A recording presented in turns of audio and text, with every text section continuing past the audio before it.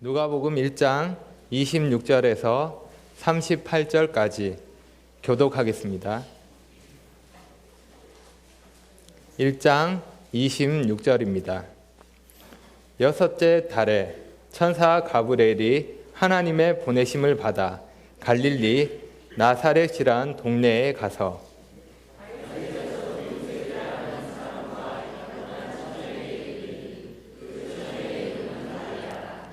그에게 들어가 이르되 은혜를 받은 자여 평안할지어다 주께서 너와 함께 하시도다 하니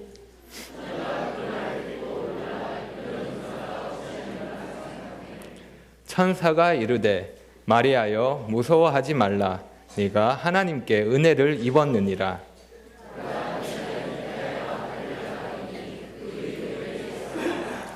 그가 큰 자가 되고 지극히 높으신 이의 아들이라 일컬어질 것이요 주 하나님께서 그 조상 다윗의 왕위를 그에게 주시리니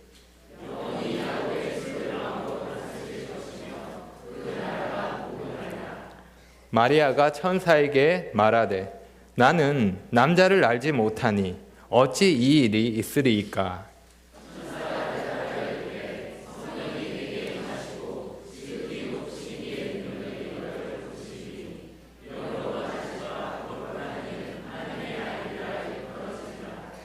보라 내 친족 엘리사벳도 늙어서 아들을 배었느니라.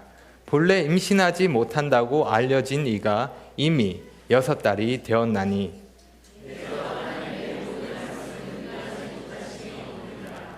마리아가 이르되 주의 여종이오니 말씀대로 내게 이루어지이다 하매 천사가 떠나가니라. 저는 오늘 하나님이 이루시는 역사라는 제목으로 말씀을 드리려고 합니다. 먼저 전체 구조를 간단하게 살펴보면 오늘 본문은 여섯째 달에 라는 시간적인 배경으로 시작됩니다. 이것은 엘리사벳이 임신한 지 6달이 지났음을 말하는 것입니다. 이어서 공간적인 배경인 갈릴리 나사렛이 소개됩니다. 그리고 사건의 중심 인물인 천사와 마리아가 등장합니다. 오늘 본문은 두 인물의 대화로 구성되어 있습니다. 이 대화는 3번에 걸쳐서 진행되는데 먼저 천사가 3번 말합니다.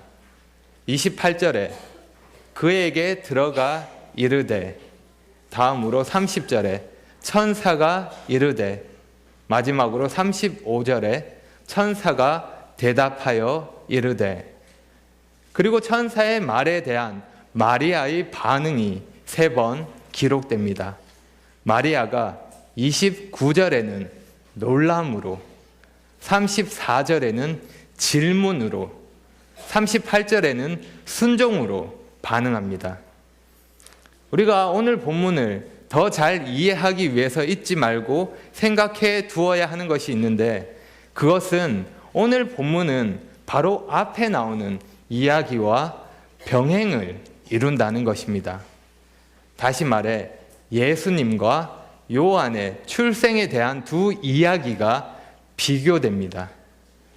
누가는 특별한 의도를 가지고 엘리사벳이 경험한 기적과 마리아가 경험할 기적을 비교하면서 오늘 본문의 사건을 더욱 부각시키면서 돋보이게 합니다.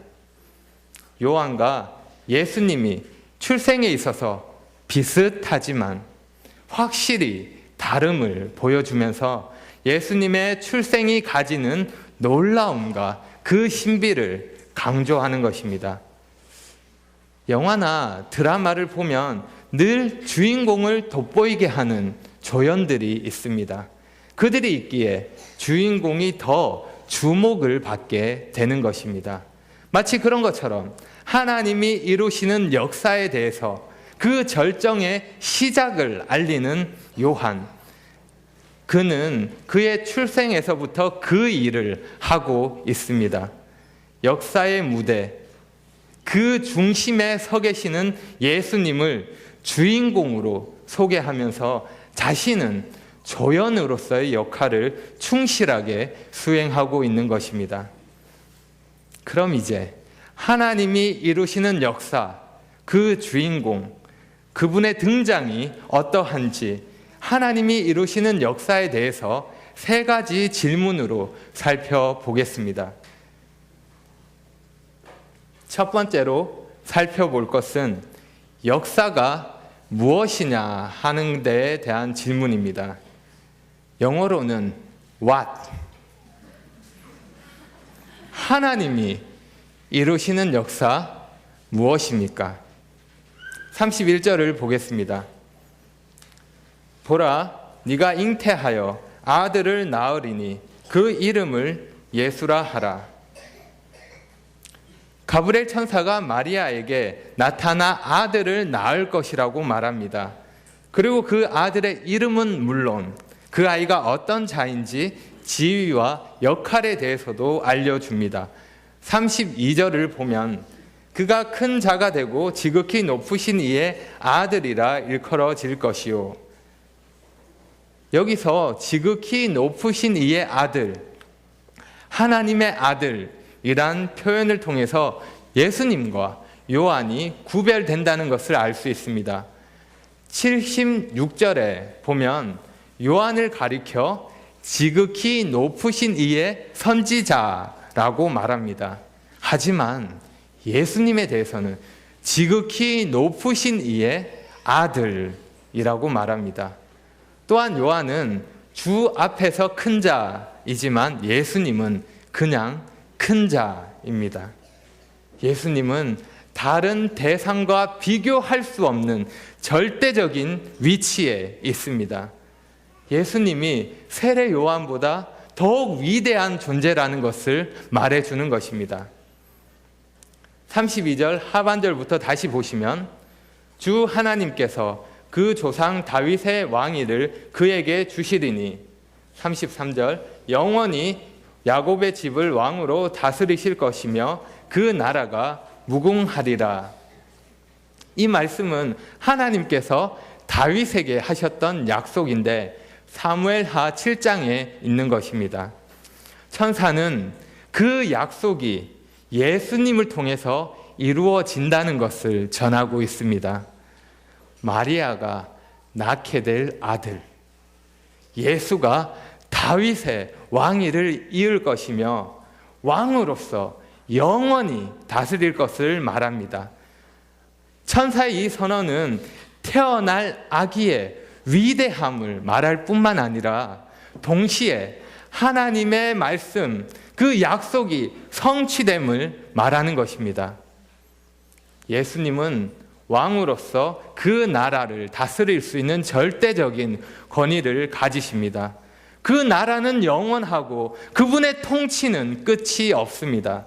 아무것도 그 누구도 그분을 막을 수 없고 그 어떤 것도 예수님의 통치를 멈추게 할 수는 없습니다. 지금 천사가 마리아에게 전하고 있는 말을 한마디로 요약하면 태어날 이 아이가 메시아라는 것입니다. 메시아는 이미 오래전부터 하나님께서 말씀하셨던 약속입니다. 하나님의 그 말씀이 바로 지금 하나님이 정하신 지금 이때에 이루어졌습니다. 하나님의 말씀 그 약속이 성취되었습니다. 이것이 하나님이 이루신 역사입니다. 하나님이 이루시는 역사는 하나님이 하신 말씀의 결과입니다. 그분이 말씀하신 약속의 성취입니다. 하나님이 말씀하심으로 모든 것이 창조되었고 그 역사가 시작되었습니다. 그리고 하나님이 말씀하신 대로 하나님은 메시아 예수님을 이 땅에 보내셔서 여자에게 나게 하셨고 구원의 역사를 이루셨습니다. 그리고 앞으로도 하나님의 말씀은 완벽하게 성취될 것이고 말씀의 결과로 역사는 이루어질 것이고 또 영원까지 계속될 것입니다. 하나님은 자신이 말씀하신 대로 그대로 역사를 이루십니다. 하나님은 자신의 시간에 그분의 방식으로 역사를 이루십니다. 그리고 우리는 하나님이 약속하신 말씀을 온전히 신뢰할 수 있습니다. 왜냐하면 하나님의 약속은 정확하게 말씀하신 대로 이루어지기 때문입니다. 여러분, 하나님께서 말씀을 이루시기 위해서 하신 일을 생각해 보십시오. 역사 위에 초월해 계시고 역사를 만드시고 역사를 주관하시고 역사의 주인 되시는 분께서 그 역사 속으로 들어가셨습니다. 자신이 만드신 피조물의 몸 안으로, 한 여자의 태 안으로 들어가셨습니다. 자신이 만드신 피조물과 같이 되셨습니다. 창조주이신 예수님께서 사람이 되셨습니다. 태아가 되셨습니다. 여러분, 태아가 처음에 어느 정도 크기인지 아십니까? 3mm 정도 된다고 합니다. 한번 생각해 보십시오. 예수님은 온 우주를 창조하신 분이십니다. 참으로 광대하신 분이십니다. 그런데 그분이 한낱 점과 같은 크기가 되어서 여자의 몸 안에 계셨습니다. 예수님은 온 우주를 다스리는 분이십니다. 그런데 그분이 엄마의 손길이 없으면 안 되는 그런 연약한 의존적인 존재가 되셨습니다. 이처럼 이해할 수 없는 일을 하나님이 하셨습니다. 하나님이 그 하신 말씀을 온전히 성취하기 위해서, 그 역사를 이루시기 위해서 그렇게 하셨습니다. 우리가 보기에 어떻든지 도무지 알 수 없고 어떻게 될지 도무지 예상할 수 없다 하더라도 관계없습니다. 하나님의 약속은 반드시 성취됩니다. 여러분, 하나님이 이루시는 역사가 무엇입니까? 그것은 하나님이 하신 말씀의 결과입니다. 그 약속의 성취입니다. 그러면 하나님이 하신 그 말씀을 어떻게 이루실까요? 두 번째로 살펴볼 질문은 역사가 어떻게 이루어지는가 하는 질문입니다. 영어로는 how. 역사는 어떻게 이루어집니까? 오늘 본문의 마리아도 어떻게 라는 질문을 하고 있습니다. 34절입니다. 마리아가 천사에게 말하되 나는 남자를 알지 못하니 어찌 이 일이 있으리이까? 임신할 수 없는 상태에서 임신을 하게 되는 기적, 어떻게 가능할까요? 오늘 본문 앞에 임신할 수 없는 상태인 엘리사벳이 임신하게 되는 놀라운 기적이 먼저 소개되고 있습니다. 뿐만 아니라 하나님이 도우셔서 임신하게 된 여인들을 우리는 구약에서 덜어 볼 수 있습니다. 아브라함의 아내 사라가 그러했었고, 리브가, 라헬, 삼손의 어머니, 그리고 사무엘의 어머니 한나도 그러했습니다. 그런데 마리아는 어떠합니까? 이것은 도대체 도무지 생각할 수조차 없는 일입니다. 요한의 출생은 임신할 수 없는 상황에서 이루어진 기적적인 사건입니다. 하지만 예수님의 출생은 오해할 수밖에 없는 상황을 만드는 초월적인 사건입니다. 만약에 여러분이 아는 누군가가 정말 나이가 많은데 임신했다고 한다면 어떻게 생각하시겠습니까? 고개를 끄덕이며 뭔가 특별한 일이 있었구나 할 것입니다. 하지만 여러분이 아는 누군가가 결혼하기 전에 임신했다고 하면 어떻겠습니까? 고개를 가로저으며 뭔가 잘못된 일이 있었구나 할 것입니다. 처녀의 임신은 생각할 수 없는, 조금의 가능성도 없는 그런 일이기 때문입니다. 하지만 오늘 본문은 이것을 강조하고 있습니다. 그래서 마리아가 처녀라는 사실을 반복해서 말하고 있습니다. 27절입니다. 다윗의 자손 요셉이라 하는 사람과 약혼한 처녀에게 이르니 그 처녀의 이름은 마리아라. 여러분, 제가 27절과 비슷하게 한 여자를 한번 소개해 보겠습니다. 제가 무엇을 말하고 있는지 한번 생각해 보십시오. 경상도 대구 출신인 이병건하고 결혼해서 세 딸을 낳은 여자가 있는데 그 3명의 딸을 낳은 여자의 이름은 김현선이다. 여러분, 이 여자가 어떤 여자인지 그 정체를 아시겠습니까? 네, 3명의 딸을 둔 여자입니다. 저랑 아주 친합니다.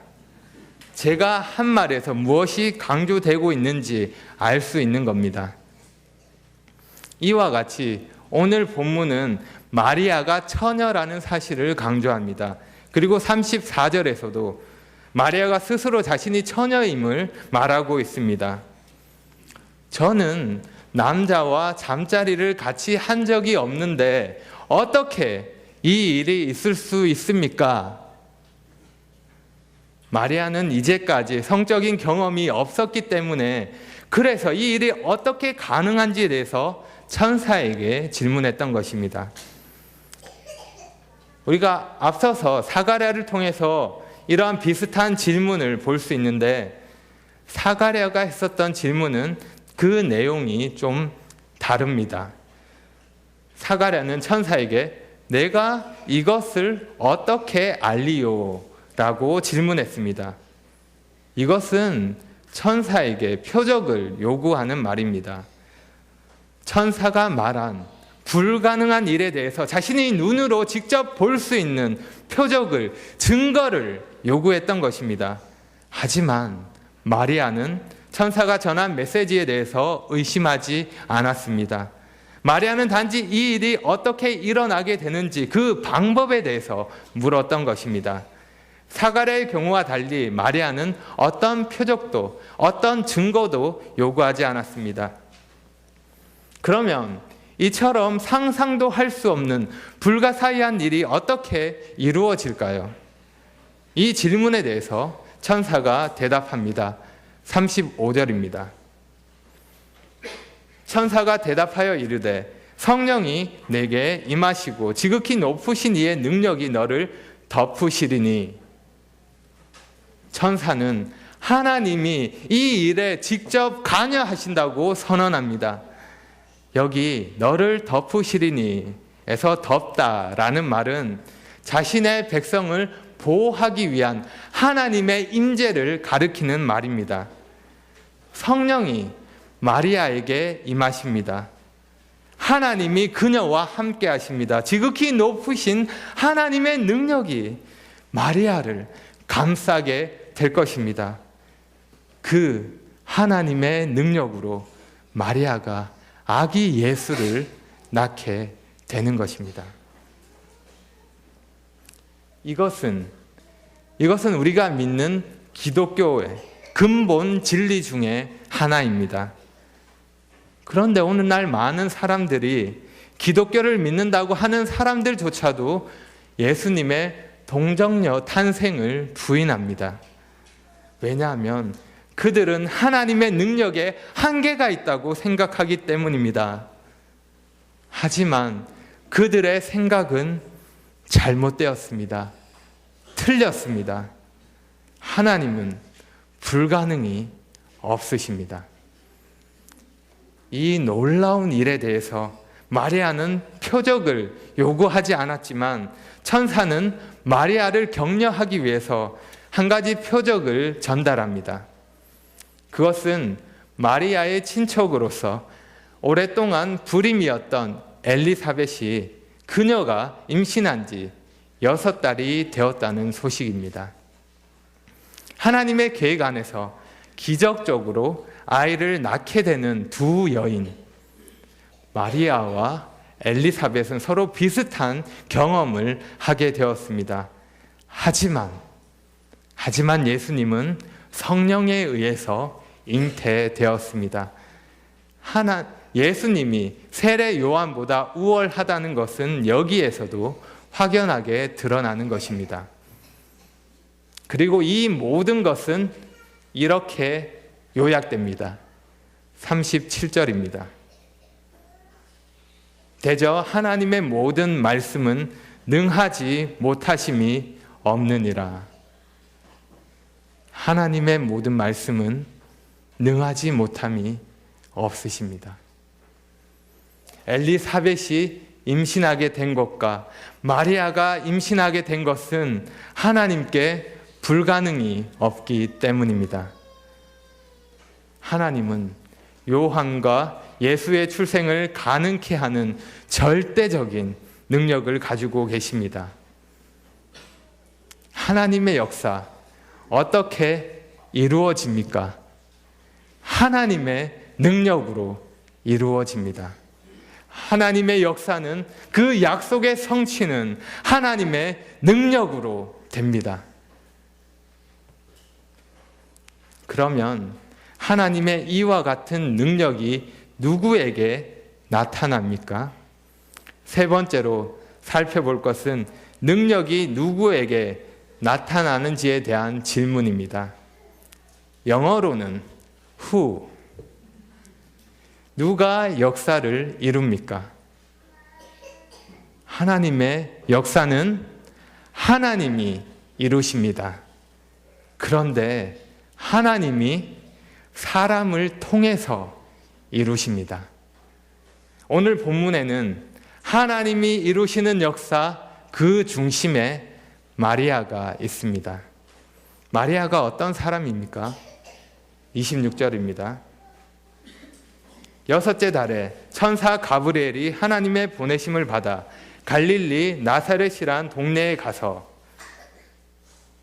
오늘 본문의 배경은 앞서서 기록된 요한의 출생 예고 때와는 완전히 다릅니다. 이스라엘의 수도 예루살렘, 그 중심에 있는 성전에서 많은 사람들이 모여 있었던 것과는 달리 대조적으로 마리아는 지금 한적한 시골 한 동네에서 천사를 만납니다. 이 동네의 이름은 갈릴리 나사렛입니다. 예루살렘과 멀리 떨어진 변두리 갈릴리, 그것도 이름 없는 나사렛이란 동네에 하나님의 천사가 방문한 것입니다. 하나님이 누군가를 보내신다고는 생각조차 할 수 없는, 기대할 수 없는 그런 지역입니다. 천사가 방문한 장소도 장소지만 천사가 만난 사람은 더욱 차이가 큽니다. 하나님 앞에 의인이며 주의 모든 계명과 규례대로 흠이 없이 행했던 사가랴, 그는 또한 하나님을 예배하는 아주 중요한 일을 담당했던 제사장이었습니다. 하지만 그와 너무 대조적으로 마리아는 사회적으로 낮은 위치에 있는 어린 여자입니다. 그녀의 신앙적인 배경이나 특별한 설명도 없습니다. 이와 같이 누가는 요한의 출생을 예고했던 장엄한 분위기와 예수의 출생을 예고하는 단순한 분위기를 대조시킵니다. 이러한 대조는 예수님이 하실 일과 잘 어울립니다. 은혜로우신 하나님은 평화롭고 소박한 분위기 속에서 구원의 역사, 그 문을 열고 계시는 것입니다. 그러면 왜 마리아를 통해서 하나님의 역사가 이루어지는 걸까요? 하나님이 이렇게 하신 것은 무엇 때문일까요? 그녀가 잘한 것이 있어서도 아니고 그녀가 특별한 것이 있어서도 아닙니다. 천사가 말합니다. 28절에 은혜를 받은 자여 평안할지어다 주께서 너와 함께 하시도다. 30절에도 마리아여 무서워하지 말라 내가 하나님께 은혜를 입었느니라. 하나님의 역사는 하나님의 은혜입니다. 지극히 평범하고 특별할 것이 없는 마리아로 인해서 오히려 예수님의 위대하심이 더욱 두드러지게 드러나게 됩니다. 무엇보다 하나님의 은혜가 무엇인지 분명하게 보이는 것입니다. 이 당시 마리아는 요셉과 약혼한 상태였는데 이를 통해서 마리아가 12살에서 13살 정도 되었음을 예상할 수 있습니다. 생각해 보십시오. 지금으로 치면 초등학교 6학년, 이제 막 중학교에 들어간 나이입니다. 우리 교회로 치면은 하은이나 다은이, 서은이 정도 되는 나이입니다. 여러분, 제가 왜 굳이 이 학생들의 이름을 언급하겠습니까? 그것은 은혜를 강조하기 위함입니다. 학생들 이름에 모두 은자가 들어가는 겁니다. 하나님의 은혜인 것입니다. 하나님의 은혜로 이처럼 어린 여자였던 마리아에게 하나님의 위대한 역사가, 놀라운 구원의 역사가, 그 서막이 오른 것입니다. 특별히 30절에 은혜를 입었다라는 표현이 나오는데 이것은 어떤 사람이 하나님의 은혜로 선택받았다는 것을 뜻하는 것입니다. 그래서 이제 하나님이 그 사람을 통해서 일하신다는 그런 의미입니다. 다시 말하면 하나님은 자신의 은혜를 입은 사람을 통해서 역사를 이루십니다. 하나님의 은혜를 입은 노아는 홍수로부터 구원함을 받았습니다. 하나님의 은혜를 입은 기드온은 사사로서 이스라엘을 구원했습니다. 하나님의 은혜를 입은 한나에게 하나님은 사무엘을 허락하십니다. 그리고 하나님은 구원의 역사를 이루기 위해 마리아를 선택하셨습니다. 마리아에게 은혜를 입혀 주셨습니다. 그래서 마리아를 통해 하나님의 놀라운 역사가 시작되는 것입니다. 하나님의 역사는 하나님이 은혜로 선택한 사람들을 통해서 이루어집니다. 그래서 하나님이 이루시는 역사는 은혜입니다. 하나님의 놀라운 은혜입니다. 하나님은 자신의 선하심과 자비하심의 근거에서 사람들에게 먼저 은혜를 베푸시는 분이십니다. 아무런 공로 없이 마리아는 하나님이 베푸시는 그 은혜를 받은 자가 되었습니다. 은혜를 받은 자로서 그러면 마리아는 어떻게 반응합니까? 38절입니다. 마리아가 이르되 주의 여종이오니 말씀대로 내게 이루어지이다 하매 천사가 떠나가니라. 마리아는 하나님의 그 말씀에 귀를 기울입니다. 그리고 하나님의 뜻과 계획에 대해서 기꺼이 순종으로 반응합니다. 마리아는 하나님이 어떤 분이신지 알았던 것입니다. 그래서 하나님의 크신 능력을 의지합니다. 마리아는 자신이 종이라는 사실을 기억하고 겸손히 하나님의 뜻을 받아들였습니다. 하나님은 그 약속을 성취하기 위해서 사람을 택하시고 사용하십니다. 그리고 마리아는 하나님이 이루시는 역사에 사용된 도구가 되었습니다. 많은 사람들이 마리아를 생각할 때 양극단에 치우쳐 있습니다. 한쪽 끝에는 마리아를 경배의 대상으로 받아들입니다. 무죄설을 주장하고 영속적인 처녀를 믿습니다. 승천했다고 말합니다. 아닙니다. 마리아는 단지 하나님이 은혜로 택하신 사람일 뿐입니다. 하지만 반면 다른 반대편 끝에는 마리아를 너무 무시함으로 그의 믿음과 그의 순종을 보지 못합니다. 여러분, 하나님의 말씀에 응답하는 모습에서 마리아는 우리에게 본이 되어 줍니다. 마리아가 이 일로 인해서 개인적으로 커다란 어려움을 겪을 수 있다는 점을 생각할 때 마리아가 하나님의 말씀을 기꺼이 받아들인 것은 대단한 일입니다. 처녀로서 아이가 생깁니다. 마리아에게 일어날 일을 한번 생각해 보십시오. 아무리 열심히 이 기적을 설명하려고 애를 써도 그 진실을 믿을 사람은 없을 것입니다. 수군거림, 비웃음, 조롱이 그녀를 힘들게 했을지도 모릅니다. 그리고 이 소식을 들은 약혼자가 어떤 반응을 보일지 전혀 알 수 없습니다. 약혼자인 요셉이 오해하지 않도록 천사가 마리아를 안심시키면서 요셉은 걱정 마, 내가 가서 이 사실을 자세하게 알려줄게, 이러지 않았습니다. 마리아는 자신의 모든 것을 잃을 수도 있었습니다.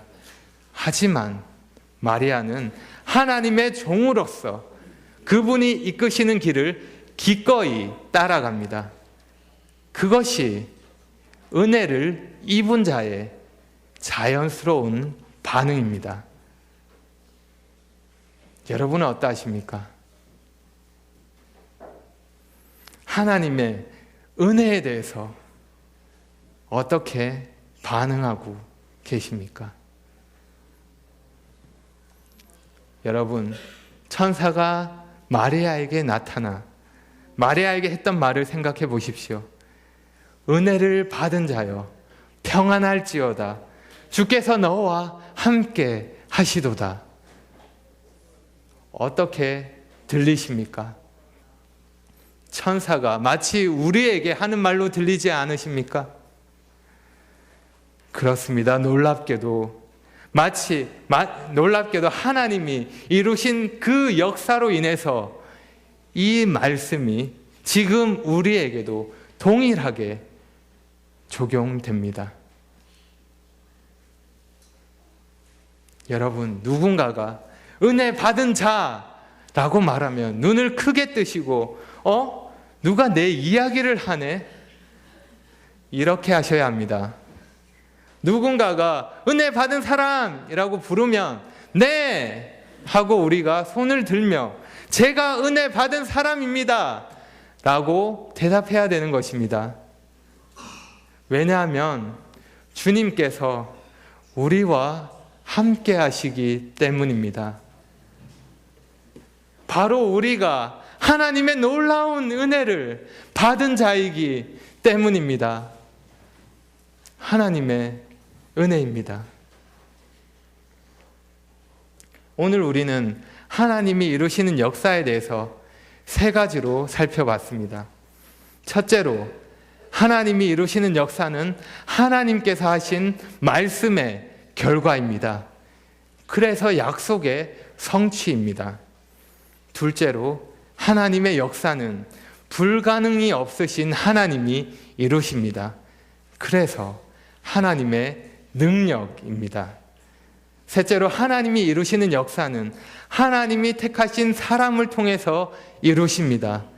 그래서 하나님의 은혜입니다. 하나님이 이루시는 역사, 그 역사하심이 있었던 그곳에 마리아가 있었습니다. 그녀가 잘했던 것이 있어서도 아니고 특별한 것이 있어서도 아닙니다. 전적으로 하나님의 은혜였고 하나님의 능력이 그 일을 가능하게 했습니다. 그래서 하나님의 말씀이 그대로 성취되었습니다. 그 능력에 하나님께서, 그 은혜로우신 하나님께서 우리를, 저와 여러분을 택하셨습니다. 은혜를 부어주기 위해서, 그 은혜를 입게 하시려고 우리를 부르셨습니다. 그리고 놀라운 능력으로 우리와 함께 하시며 우리를 통해서 그분의 역사를 이루어 가십니다. 하나님이 이루시는 역사에 감히 우리가 동참할 수 있게 된 것입니다. 이 모든 것은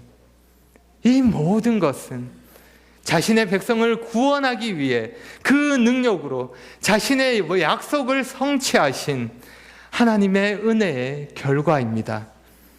그 결과가 바로 여기에 모인 구원받은 우리들입니다. 그러면 이 놀라운 은혜를 받은 자로서 우리가 어떻게 살아야 하겠습니까? 마리아가 하나님의 종으로서 겸손히 반응했던 것처럼, 마리아가 하나님의 말씀을 받아들이며 순종으로 반응했던 것처럼 우리도 그러한 태도로 하나님 앞에 나아가야 할 것입니다. 그 말씀 앞에 겸손히 나아가시기 바랍니다. 내 삶에 역사하시는 하나님을 신뢰함으로 그분이 말씀하신 대로 행하며, 그분이 인도하시는 대로 따라가며, 그분이 원하시는 대로 순종하며, 그분이 뜻하시는 대로 살아가시기 바랍니다. 나의 삶, 나의 인생, 나의 모든 것이 그분의 손 안에 있다는 것을 기억함으로 그분께 나를 맡기며 그분을 위해 사는 우리 모두가 되기를 바랍니다. 기도하겠습니다.